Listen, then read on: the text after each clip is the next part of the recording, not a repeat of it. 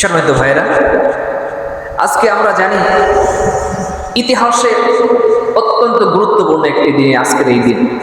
আজকের জুমার দিন, একে তো জুমার দিন, দ্বিতীয়ত আরবি বছরের প্রথম মাস মুহররম। সেই মুহররমের আজকে 10 তারিখ। নবীজি যখন মক্কা থেকে মদিনায় যখন হিজরত করলেন, হিজরত করার পর সেই জায়গায় যাওয়ার পর রাসূল দেখতে পাইলেন সেই জায়গায় কাফেররা এই দিনে রোজা রাখে। রাসূল প্রশ্ন করলেন, তোমরা কেন এই দিনে রোজা রাখো? তারা জানাই দিল, হে মুহাম্মদ সাল্লাল্লাহু আলাইহি ওয়াসাল্লাম, আমরা এই দিনে রোজা রাখি তার কারণ হলো আল্লাহ তাআলা এই দিনে হযরত মূসা আলাইহিস সালামকে ফিরআউনের অত্যাচার থেকে নাজাত দিয়েছিলেন। সুবহানাল্লাহ। নবীজি আমার সাহাবায়ে কেরামদেরকে জানাই দিলেন, ও সাহাবীরা তোমরা শুনে নাও, তাদের চাইতে আমরা মূসা আলাইহিস সালামের ব্যাপারে বেশি হকদার। সুতরাং তোমরা যদি আগামী বছর বেঁচে থাকো তাহলে ইহুদি তোমরাও এই দিনে রোজা রাখবে। সাহাবায়ে কেরাম প্রশ্ন করলেন, ইয়া রাসূলুল্লাহ, যদি আমরা এই দিনে রোজা রাখি তাহলে তো ইহুদিদের সঙ্গে মিলে যাইতেছে। রাসূল বললেন, শোনো, তাহলে তোমরা একদিন আগে করে রোজা রাখবে, তাহলে আর তাদের সঙ্গে মিলবে না। সুবহানাল্লাহ। হয় 9-10 অথবা 10-11 তারিখ রোজা রাখবে। এই দিন অত্যন্ত ফজিলতপূর্ণ। ইতিহাসের যত বড় বড় যে ঘটনাগুলো আছে সবগুলো এই দিনেই ঘটছে, বেশিরভাগ ঘটনা। এমনকি কিয়ামত যে হবে তার ব্যাপারেও কেউ কেউ বলেছেন যে এই 10ই মুহররম এই দিনে কিয়ামত হবে। আর কিয়ামত হবে কোন এক শুক্রবার, আজকেও শুক্রবার, এরকম যে কোনো এক শুক্রবার হয়ে যাবে।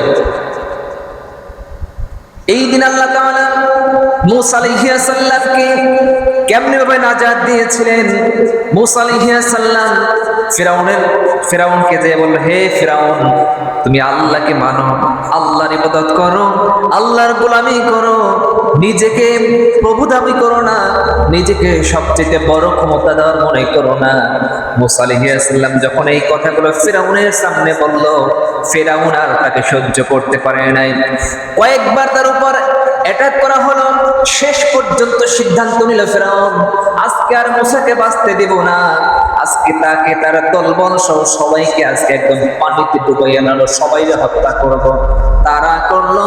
আল্লাহ তাআলা আল্লাহর নবী হযরত মূসা আলাইহিস সালাম তারাকে দূর মারলেন তার লোকজনকে নিয়ে সমুদ্রের পারে চলে গেলেন।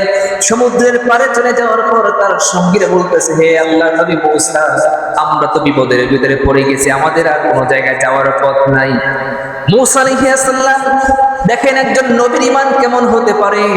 ডানেও শত্রু, বামেও শত্রু, পিছনেও শত্রু, চতুর্দিক দিক থেকে শত্রু আক্রমণ করতেছে। আর 4 নাম্বার দিক সামনের দিকে রয়েছে সাগর। যদি পিছনে যাই, পিছনে গেলেও মারা পড়বো, ডানে গেলেও মারা পড়বো, বামে গেলেও মারা পড়বো। সমুদ্রের ভিতরে যদি চলে যাই কিছুক্ষণ সাঁতার কাটতে পারবো, তারপরে তো মারা যাওয়া লাগবে। মূসা আলাইহিস সালাম সেই সময় তার সঙ্গীদেরকে বললেন, শোনো, তোমরা হতাশ হও না, আমরা যে আল্লাহর ইবাদত করি, যে আল্লাহর হুকুম মানার জন্য আমরা হিজরত করেছি, সেই আল্লাহ আমাদেরকে রক্ষা করবেন। সুবহানাল্লাহ। মূসা আলাইহিস সালাম তাদেরকে হতাশ করলেন না। আল্লাহর কাছে তিনি বললেন, রব্বুল আলামিন, এখন আমি কি করব? আল্লাহ তাআলা বলেন, মূসা, তোমার হাতে যে লাঠিটা আছে এই লাঠিটা তুমি সমুদ্রে ফালাইয়া দাও। সমুদ্রে ফালাতে দেরি হলো। 12টা গোত্র ছিল তার ভিতরে। 12টা গোত্রের জন্য আল্লাহ তাআলা 12টা রাস্তা সেই সমুদ্রের ভিতরে তৈরি করে দিয়েছেন। সুবহানাল্লাহ। সে আল্লাহ এখন আছে না? শক্তি কমছে নাকি আগের মতোই আছে? আল্লাহ সব পারে। মূসা আলাইহিস সালাম তাদেরকে পার করে নিয়েছেন। ফিরাউন তারা এসে দেখতেছে, আরে বিশাল বড় রোড, এমন রোড। সে চিন্তা করছে, এত সুন্দর রাস্তা আমি তো জীবনেও দেখি নাই, রাস্তাটা বানাইলো কে? এমন চিন্তা না কইরা একবারে মারছে দৌড়, মূসারে ধরতে হবে আজকে যেভাবেই তো।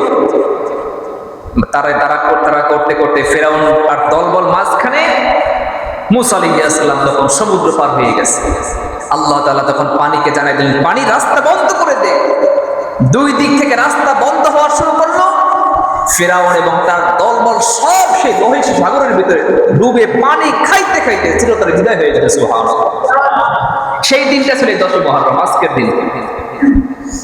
এরপরে সর্বশেষ যে ঘটনা, বিশ্বনবী মুহাম্মদুর রাসূলুল্লাহ সাল্লাল্লাহু আলাইহি ওয়াসাল্লামের কলিজার টুকরা সন্তান, কলিজার টুকরা নাতি হযরত ফাতিমা রাদিয়াল্লাহু তাআলা আনহা এর সন্তান হযরত হুসাইন রাদিয়াল্লাহু তাআলা আনহুকে এই দিনে শহীদ করা হয়েছে।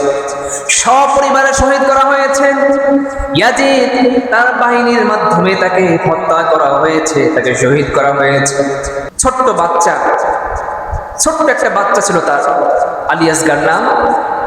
হুসাইন রাদিয়াল্লাহু তাআলার স্ত্রী বলতেছে, হে আমার স্বামী, এই ছোট্ট বাচ্চাটাকে আপনারা নিয়ে যান, আপনি নিয়ে যান, একটু পানি পান করা।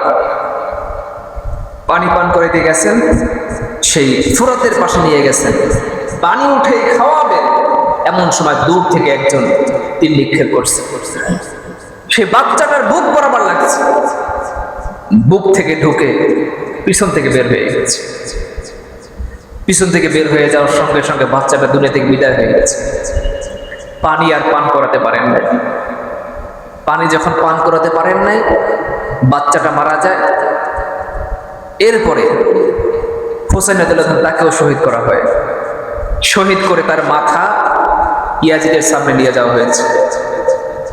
ইয়াজিদের সামনে নিয়ে যাওয়ার পর কেউ কেউ বলেছেন তার সেই মাথাটাকে এই নাকের ভিতরে তরবারি দিয়া সমগ্র শরীরটা ঘুরে, মানে সমগ্র জায়গাটা ঘুরেছে। এত অত্যাচার করছে তার উপরে।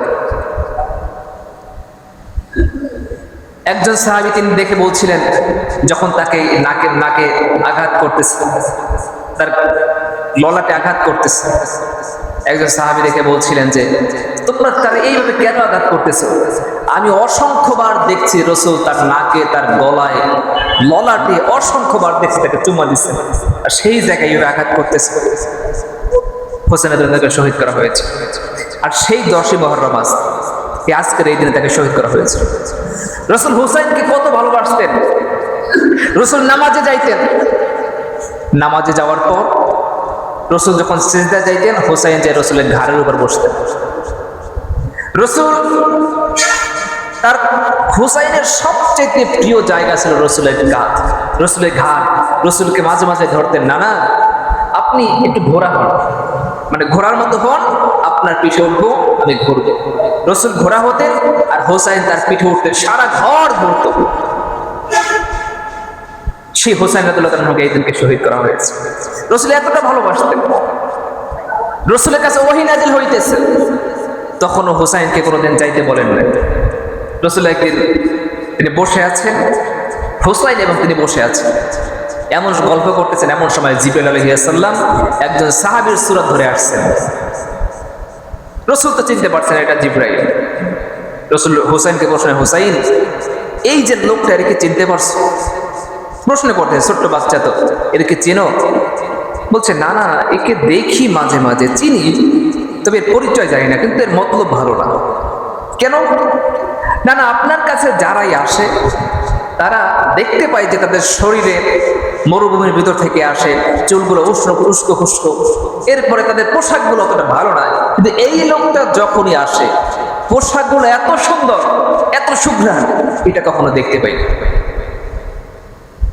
তখন রাসূলুল্লাহ সাল্লাল্লাহু আলাইহি ওয়াসাল্লাম বলেন, হুসাইন তুমি আর কি দেখতে পাও?